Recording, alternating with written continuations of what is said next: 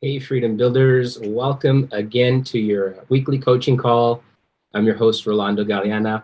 And as you know, we do this every Thursday. Every Thursday, we jump on a call, answer any questions you might have, and try to do everything within the hour. So let me go ahead. Let me just make sure I've got my audio on. If you're tuning in, can you just drop a thumbs up if you could hear me? Um, Let me double check here on my end. In fact, I'm gonna do a couple of changes, then we can get started. And in the meantime, you know the drill. Drop your questions in the comment section, and we'll get through those questions within this hour. Hope everyone's doing well. It's a beautiful day here at home and coming to you from my home office. Let me go ahead and see if we have some questions already coming through. Hey, Nam, how's it going? Can you hear me loud and clear? Let's see here. Where are those questions? Looks like we don't have any questions yet. Let me see if I can. Oh, there. Yes, and drop any questions you might have in the comment box. You have me for the next hour. Today I'm flying solo. So let me go ahead and adjust my earbuds here. Okay, so let's see. And Nam asks, what can I do to get more reviews? I'm spending a lot of money, but I don't have any reviews. So I don't have a good conversion. So last we talked, and I know you're running PPC, and it sounds like you're just looking for different methods to get reviews. And to be quite honest, because Amazon has cracked down on this whole process of getting reviews, the best method is to just activate the review. Let's see here. Let me pull it up for you so that you can kind of see what I'm referring to. 1 second. Let me share my screen. Let's see here.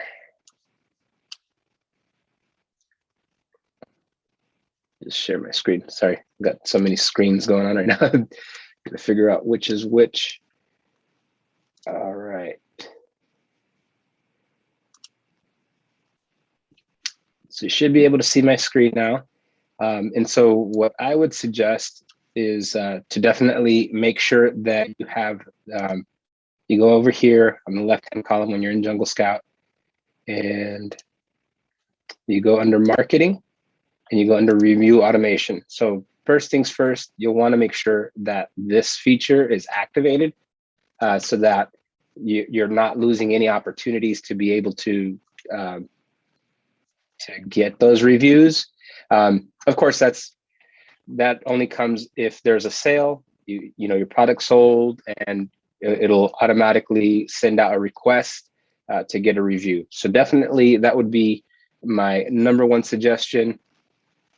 In addition to that, really, I mean, reviews, that's a tough one because there is no easy way. I would say that it's just a matter of running PPC and the product will speak for itself. Getting some sales, some conversions, having your listing optimized to the max, making sure that your bullet points are on message. I always talk about how look at your product and your listing from the customer's point of view, because it all starts when they land on your listing, and then from there, of course, they start to get additional information. If you have A+ content, definitely, if you're a brand registered, definitely have that A+ content on there.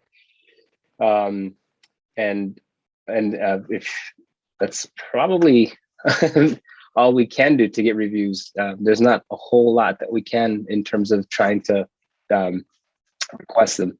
So let's see, hopefully that answers your question. Do you happen to have any others? Anyone else have any questions? You had me for an hour, so I got my coffee in hand, and we could just chat it up.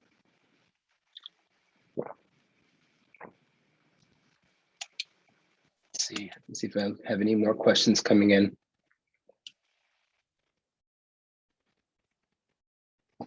Let me stop sharing my screen here. Just want to see if there's any more questions coming in.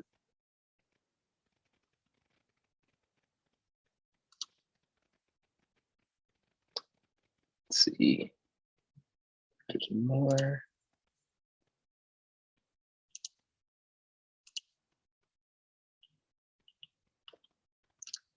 It's a light day today, huh? Let's see. So now you have me all to yourself. It's like one-on-one coaching. I think you asked about that one, so here you go. You're asking on my campaign, say my budget is $50. Is there a chance I might spend less based on not getting a lot of clicks? Yes, absolutely. Just because your budget is 50 doesn't necessarily mean that Amazon's going to use the entire budget. That being said, they tend to they do tend to place your product as much and as frequently as often as possible, so to give it impressions and so forth. So it's very rare where I put a budget of $50 and it doesn't spend the entire $50. So I just be cautious. So whenever you set your budget, set it where you're comfortable. Don't set it at a level that that will break the bank, so to speak. Definitely always keep it right at the point where like what you've budgeted for your PPC. But it is possible in some cases, you may be getting impressions and 0 clicks. So let's talk a little bit about PPC, because there's different stages of PPC that I guess that you'll want to be able to optimize that. So for example, if you're getting lots of impressions on your PPC, that's an indication that your first off, product is definitely being shown. Amazon's definitely running those PPC campaigns. But then the next step is, are you getting clicks? If you're getting impressions and you're not getting enough clicks, that's an indication that either your image, your main image, is just not catching enough, or that your title and is just not concise, because all they're going to see when they're initially looking at a product, let's just say we're looking at let's take a look at like think of a product. Just put yoga mats. Why not? It's always the go-to. So if I'm looking at yoga mats and I have my PPC campaigns running, you'll notice, of course, these are sponsored ads here. If it's not appealing enough to a person, then they're just gonna scroll past your listing. So if you're getting impressions and not enough clicks, it's an indication that you need to focus on one of these items, right? The main image, the title. Reviews might be another issue that if you don't have enough reviews, but I will say that in whenever I do a product launch, that's not been a deterrent. It's more what they're looking at. They're just looking at this, right? Your title, how much, and the main image. If it's priced right, they're gonna click into that campaign or into that ad. So that's why I say you got to get them somehow. And in the early days, it's going to probably be on price, because there's not a whole lot of reviews. There's not a whole lot that you can do. So I would definitely adjust the price if you're looking to sell more. Once they land on your product, so now if that was a sponsored ad, then that would indicate that that okay, I've brought them this far, but if I'm not converting, what's next? Well, what's above the fold? Basically, this is let's see here. Let me go ahead. Actually, I thought I was sharing my screen and I have not been sharing my screen. So let me go back here.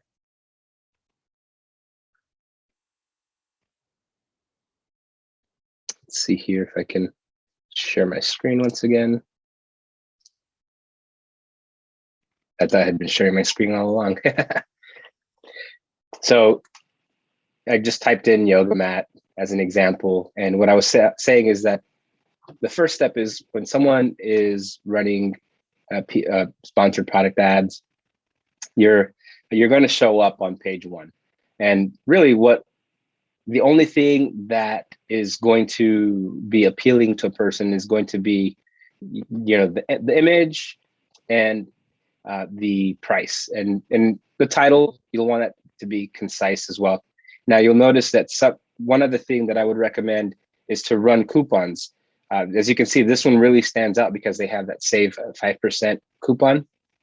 So definitely run coupons to be able to attract someone to go in and click on your listing.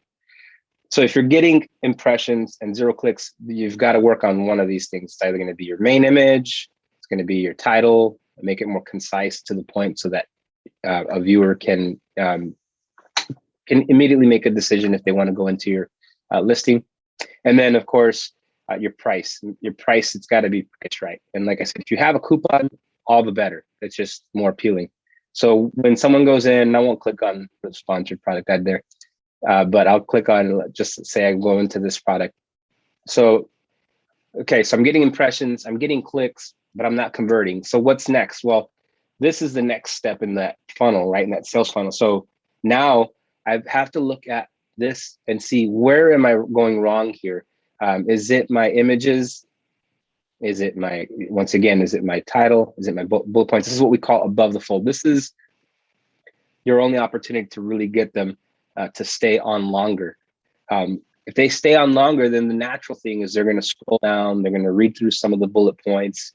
They're going to look at the competition in the air. They're going to see all these, competitors, but then they're going to look at the A+ content if there is A+ content.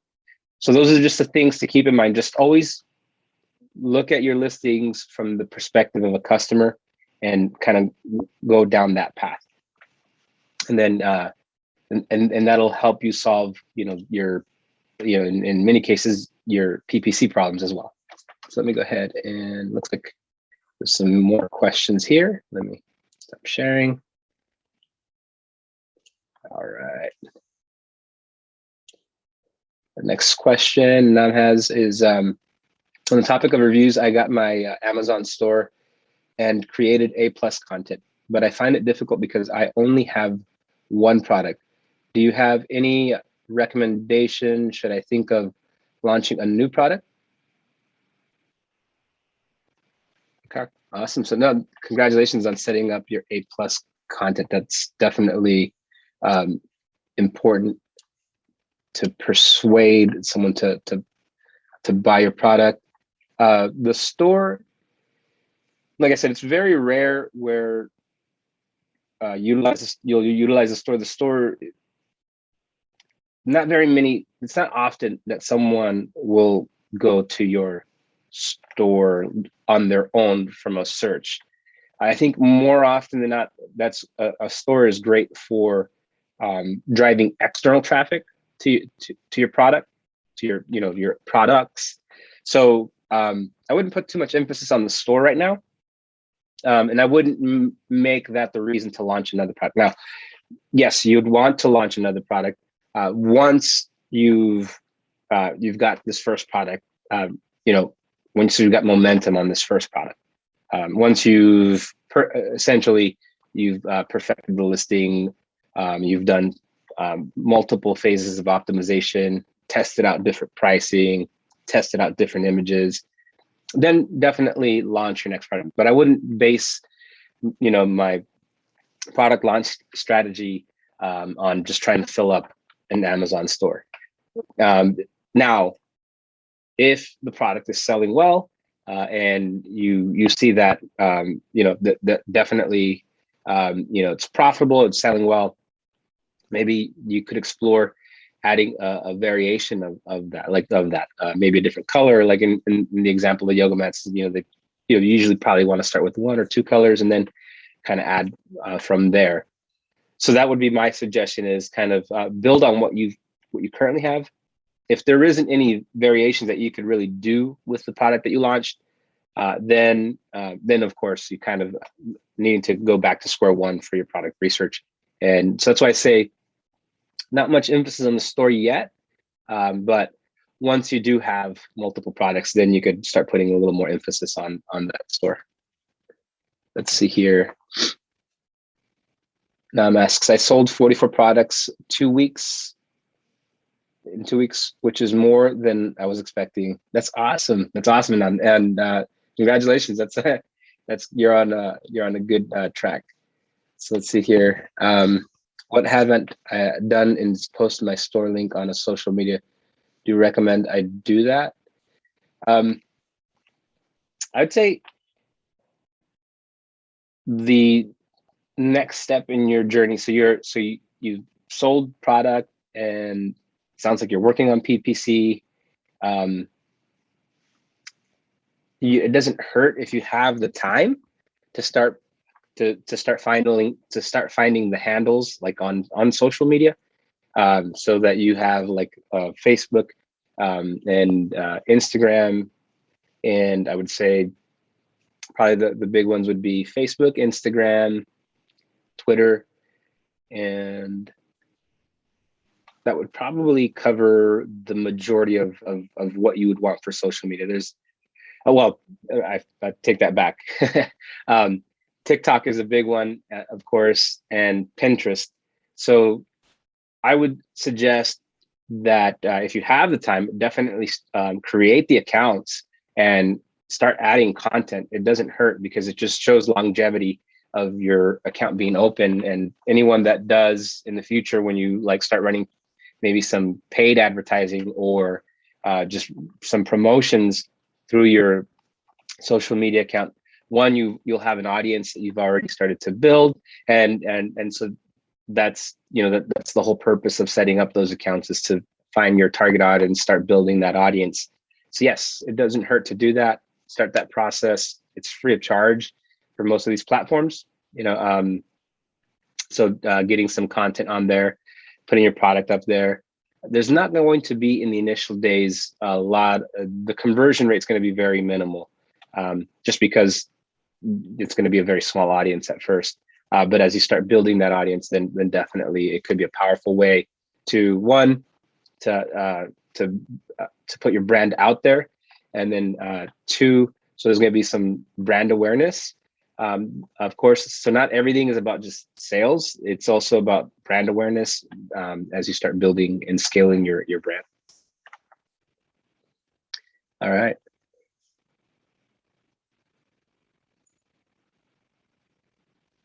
So now, if you're saying like your personal social media, like if your personal Facebook, Inam, is that what you're referring to, that you haven't put the store link there? Ideally, no, it looks like you said you have all the social media handles. So yes, you'll definitely in the description, you'll want to put your store link there for sure. That's what you would put there, and then you'd post as daily posts or as social posts. You could post your product, but also remember to deliver value, because no one wants to just see products.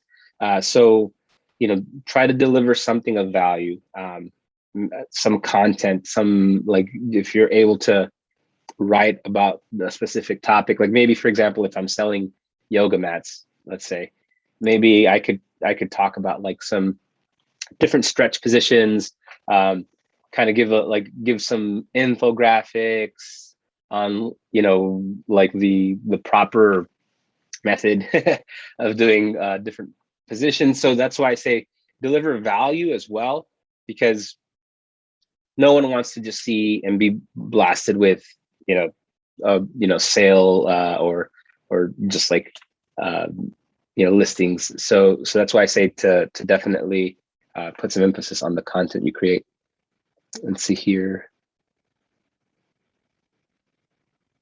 My original order from my supplier was 500 units. So, and says, my original order from my supplier was 500 units. When should I think about ordering more, in your opinion? well, if you already sold 44 products, I imagine that's only going to pick up steam and get some momentum. What I would suggest here is, so if you're doing, the goal is to sell 10 units a day, right? Like we on average, we want to average 10 units a day, which would be essentially 300 units, roughly, give or take, 300 units that we would sell in a month. So if you get to that point where you're selling 10 units a day, you can imagine that you'll run out of stock in the next month, in your second month. Right now, if you've sold, you said you sold 44 units, you're selling roughly, you said 44 units within 2 weeks, you're selling roughly 6 units a day. So you're averaging 6 units a day. And if we take that 6 and we say that, you're basically, you'll be out of stock roughly, let me see here. So you got 500 units, 5 by 6. You'll be out of stock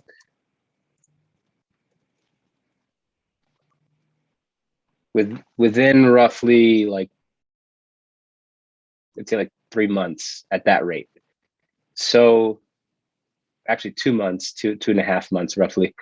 So you're probably want to start that conversation pretty soon, just because of the delays right now, shipping delays. So so I would suggest to start reaching out to your supplier now, and trying to get in more units in, just because you have to calculate the lead time. So they have to produce this product. In most places, the lead time is going to be anywhere from like 20 days to 30 is the lead time that they need in order to produce and manufacture your product.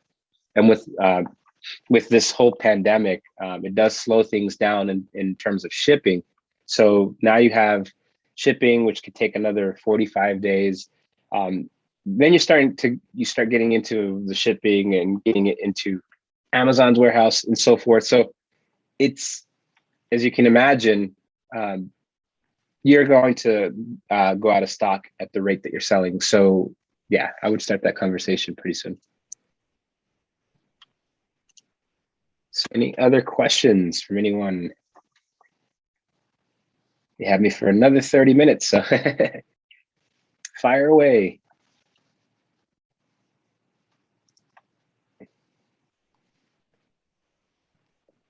Did any of you get to do last week's homework assignment? There was no homework, but there was some videos that I shared, some motivational videos that I some like personal favorites. So yeah, if you go into last week's recording, you'll see in the description a couple of videos that I posted there that I would recommend to check out. See if I have any other questions coming in. Doesn't look like it so far.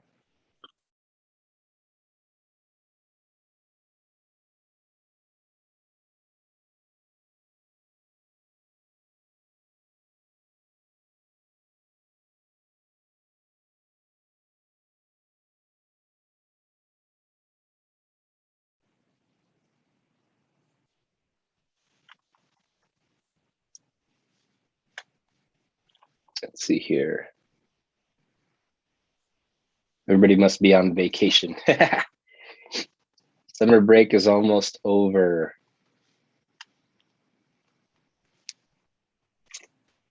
So just a heads up, we will, so the week of, or on the 26th of this month, we won't be having a live coaching session. I'll be in Chicago for RetailX. RetailX is it's an event for retailers, and it, pretty much in major brands go to this event and just showcase their product. So I'll be there, and it's from the 24th to, it's the 24th and 25th is the actual event itself, but I'll be traveling. So the event ends officially on the 26th. So that Thursday we will not have a live coaching call. Just a heads up. And if you are attending RetailX, make sure to drop by our booth. So let's see here. Nam asks, I got the Vine program and I'm giving away 30 products. I sent 93 units from my house. Does this mean 93 minus 30 minus 40 equals 9?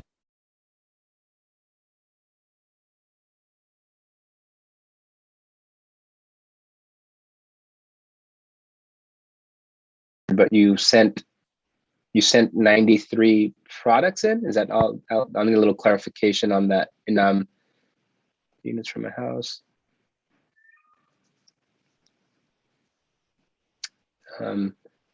Yeah, I'll need a little clarification on that.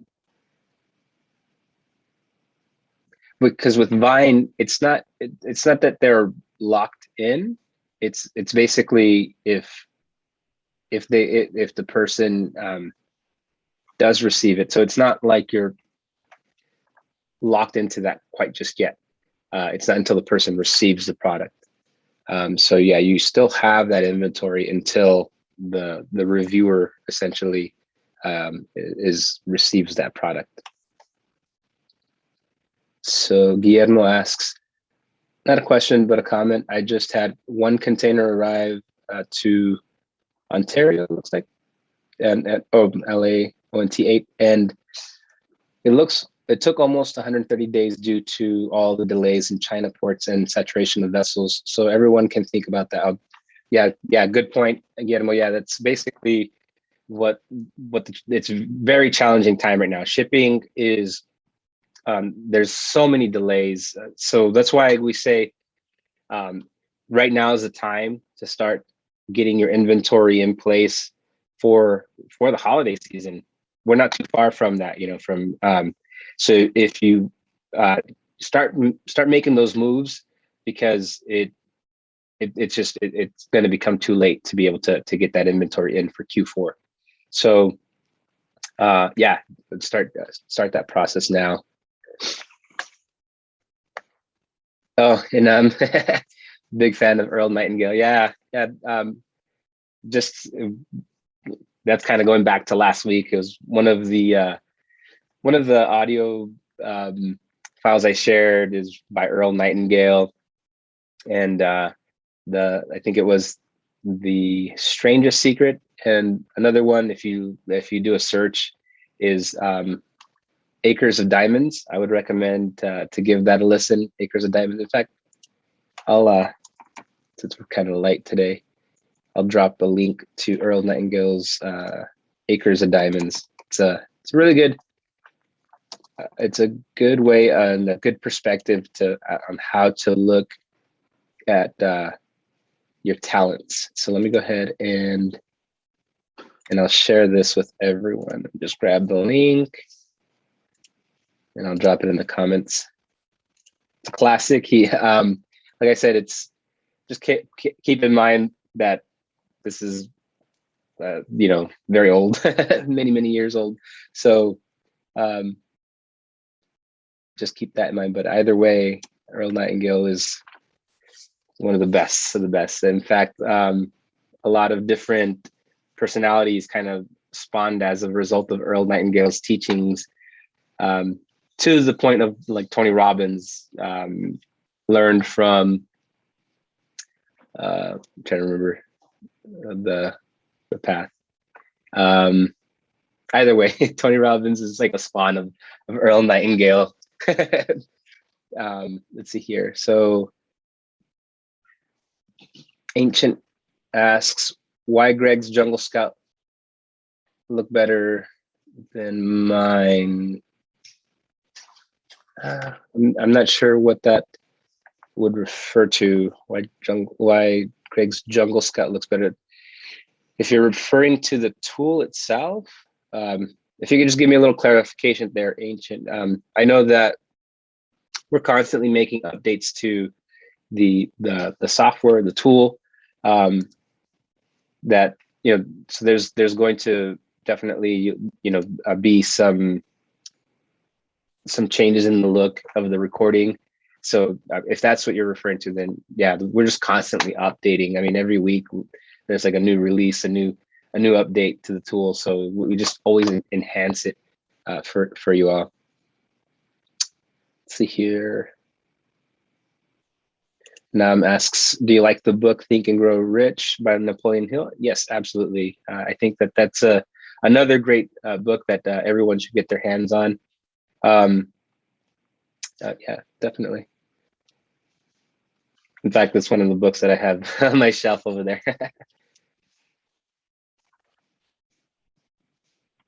Yeah, I'm a huge advocate, fan of personal growth and development.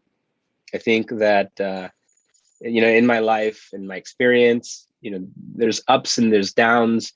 And what always has got me through the darkest of days is just being able to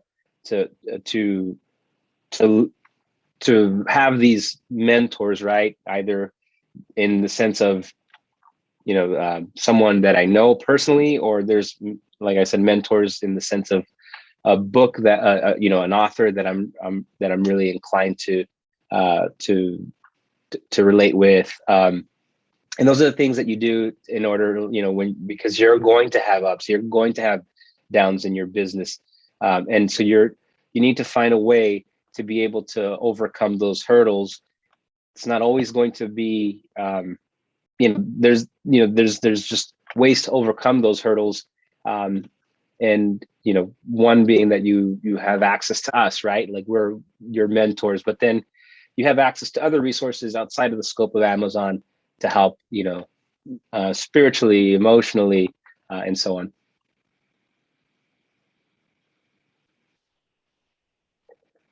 I'm saying, I don't know, is anybody else experiencing audio issues? Because it looks like everyone else is able to hear. Let me know if you all can hear me still. Let's see here. Nam says, since at this point you are like a mentor for me, what is your sincere recommendation? And what should my next move be for the Amazon business? No, definitely I am your mentor, Nam. I take this role very seriously of being able to mentor y'all and to be able to teach you everything that I know on Amazon and beyond, right? I can touch on different topics that of interest to you all.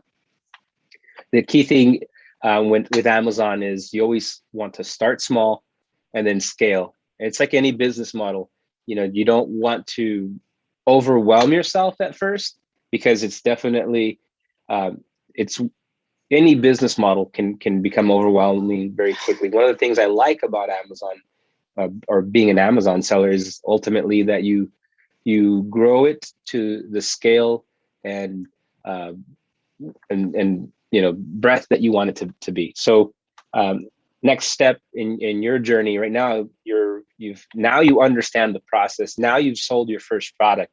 That's always the hardest hurdle to overcome. I think we get into analysis paralysis.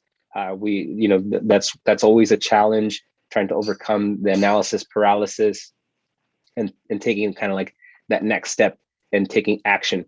But you've overcome those hurdles. So now the next part is, okay, so my product is selling. I got to get it to the point where, now I want it to sell 10 units a day. So once you hit 10 units a day, right now you're selling 6 units a day. So now once you get to 10 units a day, that's a great accomplishment, because now you're at the stage of like a better rhythm.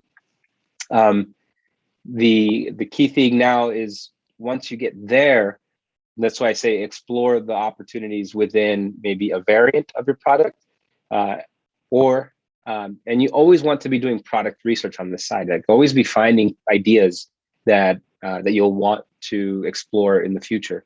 So that's the beauty of having access to Jungle Scout, is that you could do that on your free time, just kind of like fit it in with your morning cup of coffee, and so on. So right now, I would say focus on your one product, get it to the point where it's fully optimized, everything's solid.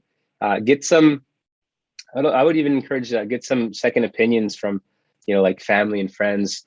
Explore ways that you could improve your product. So that would be my focus right now. But your next move ultimately is once you're happy with the sales of that product, then you launch your next product. And then once you're happy with the sales of that product, then you launch your next product. Because this is a business of scaling.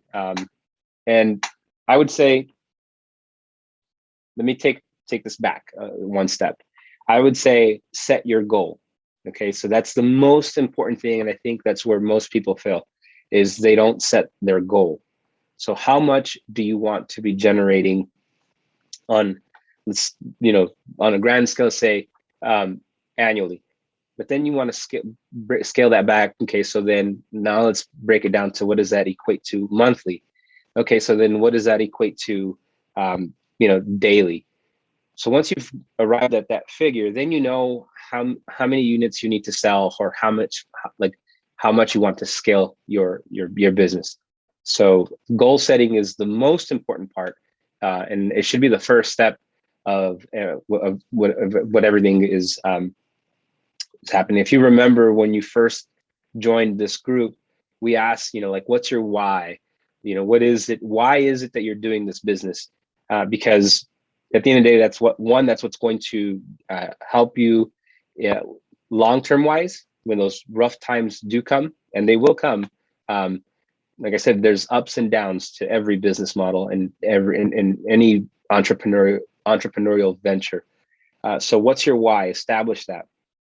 It could be your family. It could be, the time freedom that you're looking for. So establish your why, and always have that. If you notice, like I have this board over here, and this is literally my why. It's a constant reminder of why I do this. What is it? What my ultimate goals are in life. And a lot of the pictures that you can't see right now are like family, and I have here the Freedom Builder Bootcamp community family. That's my why, right? Like this is my driving force. This is what I wake up to. And when I enter my office, it's the first thing I see. So it just motivates me and fires me up, gets me all jazzed up about the day. So then once you've established that, then you can get very specific in terms of goal setting. And that would be my recommendation. Let's see here. Nam asks, my 6 units per day is still making me lose money on PPC. I'm starting to become a bit nervous, but I am shooting for organic growth. Yeah, in the early stages, look at it as an investment, because your product's not known, and it probably lacks reviews. You're going to need to make an investment into your product. But then as time goes on, you've started at 0, now you're able to sell 6, and then you go from 6 to 10, and so on. And then the organic sales start to come in, because as your sales increases, then of course your ranking increases, and you're more discoverable. Whereas right now, the only discovery that's being made is because of your PPC. It's the only reason people are able to discover you. So yeah, keep definitely don't, like I said, have a budget. Don't go crazy with your PPC in terms of how much you spend in the early days. Know how much you want to spend, how much you can invest. Eventually, it's going to pay off in dividends, but in the early stages, it's going to be it's going to be an investment. Ancient asks, when I use product database or opportunity finder, I find a product that has low competition and high niche. But when I run the Jungle Scout extension in Amazon, it says high competition with low opportunity score. So that that can happen because that's going to be very product specific when you run the Chrome extension. That being said, I wouldn't necessarily rely wholeheartedly on the opportunity score. I would always take it at least a step further. One, see if the product, like as a whole, look at the product, like the category as a whole. Is there a lot of competition in that particular niche? And if so, what is the, like, is it just concentrated at the number 1, 2, and 3 sellers? Is that where a lot of the competition remains? Because that tells me that this is a hard point of entry. There's a reason why there's only a few sellers that have the bulk of the sales. Obviously, they're investing heavily on maybe like their paid advertising.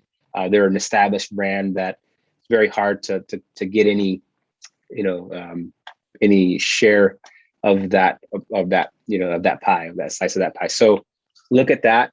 Now, if you see that for the niche that you're looking at and you're exploring, that it's spread out, the sales are spread out, that's a very good starting point to start kind of like diving deeper into that particular product. So yeah, I would say that don't focus too much on the opportunity score. Focus more on the broader picture. Start narrowing your search from there. So always start broad. If you're selecting a specific product, it might be that would be a good way of explaining.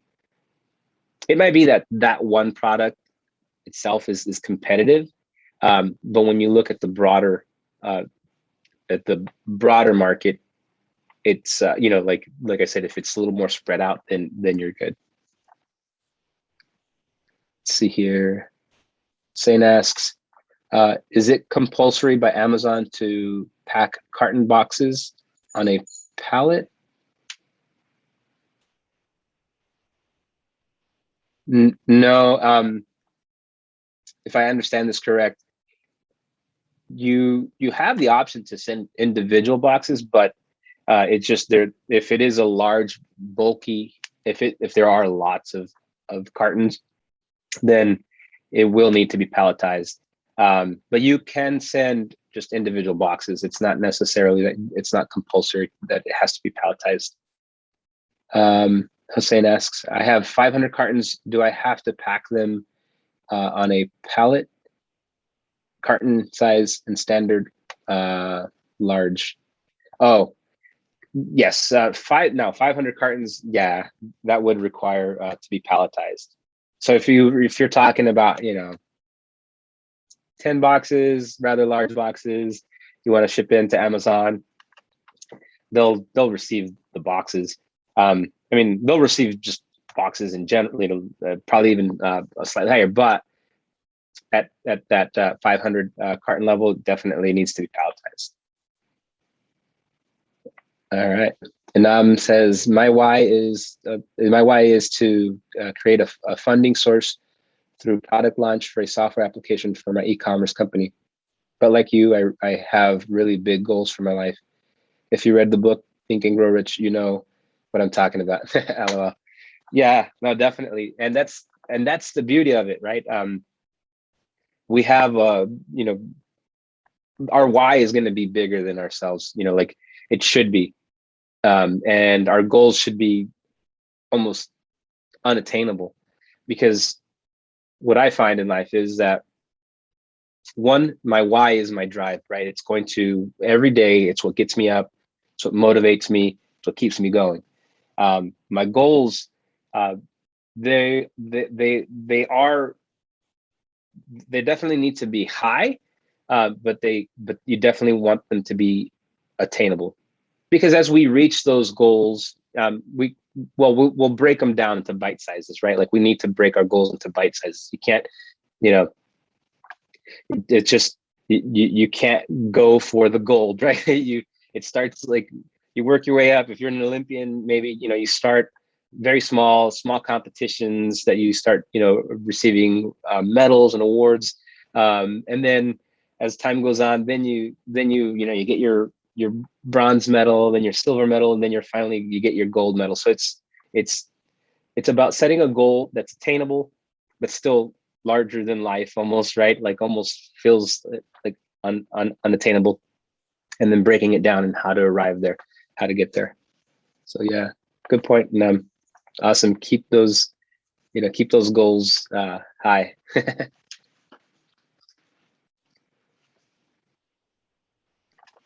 Okay. Nice. Any other questions? You have me for 5 more minutes.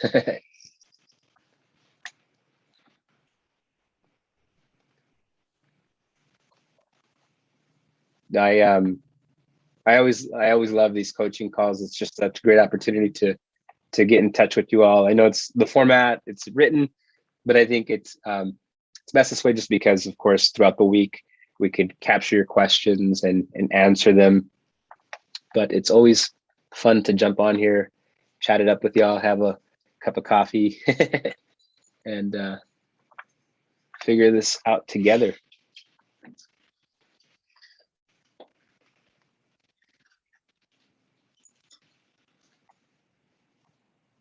All right.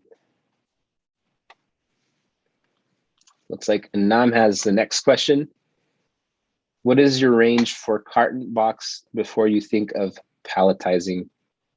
Well, I would say, in terms of, you're talking about, it just depends too on, like if the carton isn't a big carton, then, then of course it's going to, you could have something like 20 cartons before you start palletizing.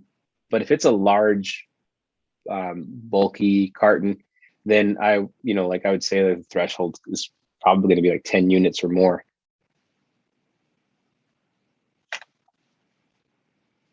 So yeah. Personally, I palletizing is always going to be your best way to ship in something so that it doesn't get damaged. That's the danger of just shipping in boxes. They move around, they get beat up, and so then you might have damaged goods. So that's why palletizing it just think of it that way. That's why Amazon almost prefers palletized units, right? It's just because the units are going to be shrink wrapped, protected. They're not going to be moving all over the place as they're being transported. So palletizing is actually a really good thing. So awesome. Take one more question, and we could wrap this up. If you have any more questions, I'll take one more question. Oh, there's a question. Ancient asks, what is the amount people spent on their order in general?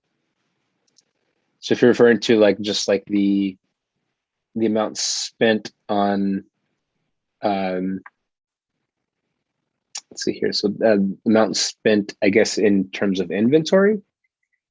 If that's the case, typically it ranges, right? Some people will find a product that they could purchase at $2 a unit, and then others will find a product that they're willing to spend a little more. So I always look at it from the perspective of how much can I afford to invest, and then calculate backwards from there. And then I can start to feel like the range that I'm comfortable with in terms of a product. So I wouldn't gauge it so much on what others are doing, just because everybody has a different methodology. Everybody has, everybody's financial situation is going to be different. So base it on what without breaking the bank, right? What kind of investment can you make into this? And then calculate from there backwards, factoring so that you're probably going to need to order, and this is, and it's based supplier by supplier.